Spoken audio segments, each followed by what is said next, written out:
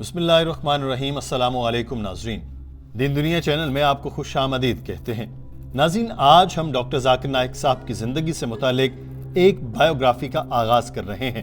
ان کی زندگی سے متعلق آپ کو وہ ساری باتیں بتائیں گے جو آپ نے پہلے کبھی نہیں سن رکھی ہوں گی۔ یہ ساری تفصیلات ایک سمندر ہیں جن کو ہم نے کوزے میں بند کرنے کی کاوش کی ہے۔ اس بائیوگرافی سے متعلق اور ہماری اس کاوش سے متعلق آپ کمنٹ سیکشن میں اپنی رائے ضرور دیجیے گا۔ ناظرین، ڈاکٹر ذاکر نائک نے ایک بھرپور اور مصروف زندگی گزاری ہے۔ دین کی اتنی خدمت کی ہے کہ ایک ویڈیو میں اس کا احاطہ کرنا ممکن نہیں۔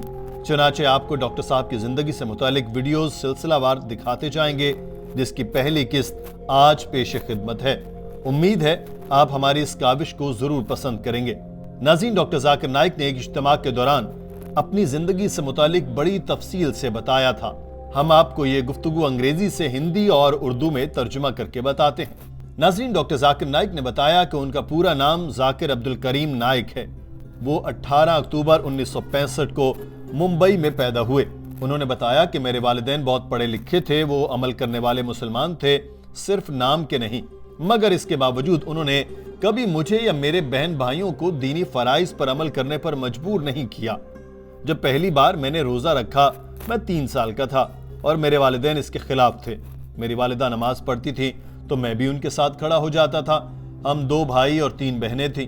پہلے میری بہن لبنہ پیدا ہوئی، پھر میرا بھائی محمد، پھر دوسری بہن نائلہ، پھر تیسری بہن سلوہ اور پھر میرا نمبر ہے۔ میں بہن بھائیوں میں سب سے چھوٹا ہوں۔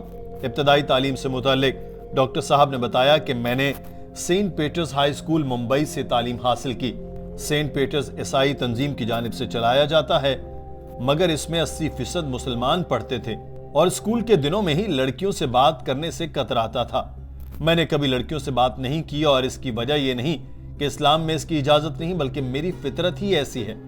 بچپن سے ہی ہکلاتا تھا۔ جب کوئی میرا نام پوچھتا تھا تو میں ہکلاتے ہوئے بتاتا تھا ذاکر۔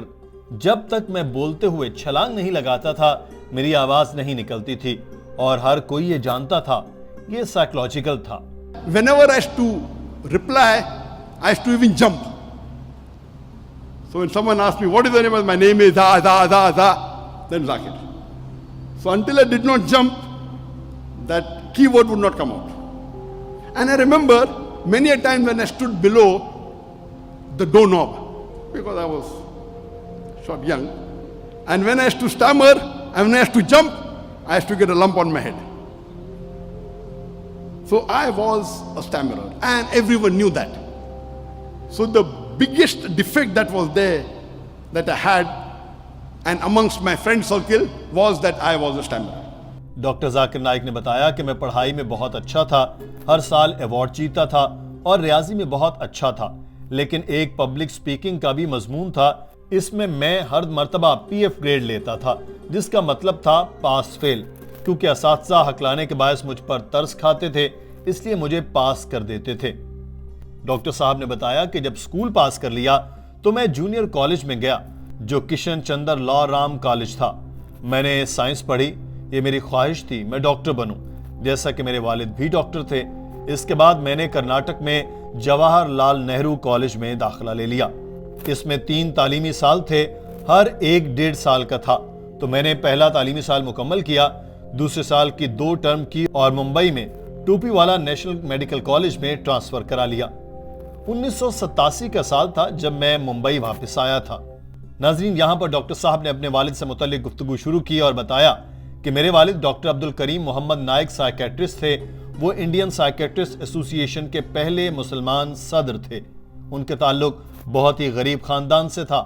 وہ 7 بھائی اور 7 بہنیں تھیں اور وہ اکیلے تھے جنہوں نے پوری فیملی میں گریجویشن کیا تھا۔ پھر وہ ڈاکٹر بنے اور اچھی زندگی گزاری۔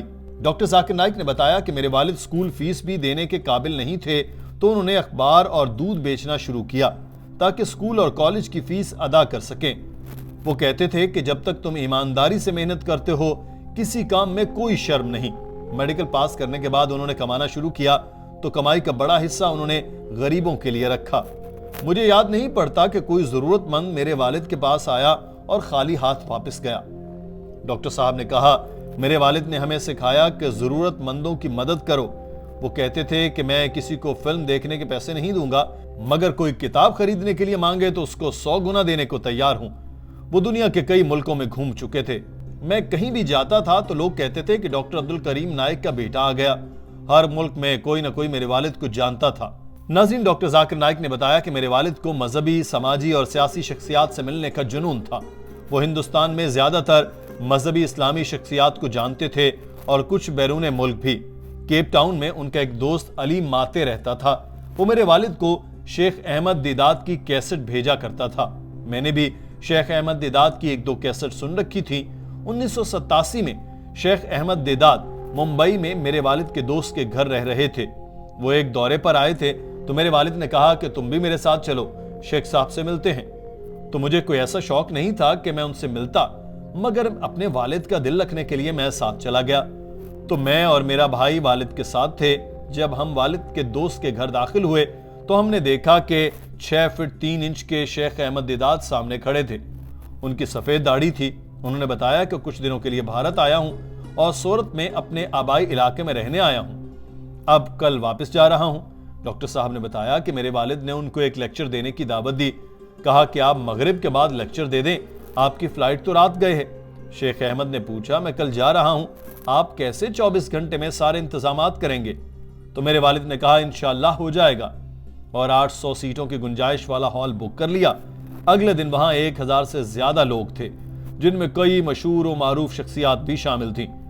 شیخ احمد دیدات انتظامات سے بہت متاثر ہوئے اور انہوں نے اسلام اور دیگر مذاہب کے موضوع پر تقریر کی۔ یہ پہلی بار تھا کہ میں نے شیخ احمد کو زندگی میں پہلی بات مذہب پر بولتے سنا تھا۔ یہ میری زندگی کا ٹرننگ پوائنٹ تھا۔ ڈاکٹر صاحب نے بتایا کہ 1988 میں ہم نے ان کو پھر آنے پر رضامند کیا اور ان کو 10-11 دنوں کے لیے 18 لیکچر کے لیے منا لیا۔ سارے ہال بک تھے، کسی میں بھی بیٹھنے کی گنجائش نہ تھی۔ وہ ہمارے گھر پر رہے، فرش پر سوتے تھے۔ ایک بار میں نے پوچھا کہ آپ اتنے غصے میں کیوں رہتے ہیں؟